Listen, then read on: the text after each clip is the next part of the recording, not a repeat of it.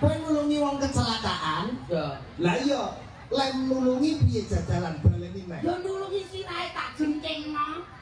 Lho sirahe mbok jentingno. Lah nulungi kok piye nulungi ya mak beris langsung bocahe langsung tak gawa ning bengkel. Montoro tak gawa ning puskesmas. Kualik, Pak, kualik. Lho tombokmu piro? Tombokku ki nek ora salah 3.7. Lah metune 22. Iki kok malah reduk togel iki piye? Lah jane nek Maksud iki omongan iki kualik, kudune sing bener kowe nek nulungi cah tiba cah kecelakaan ya. Bocahe mbok gawa ning puskesmas, sepedahe mbok lebokno bengkel. puskesmas urung buka.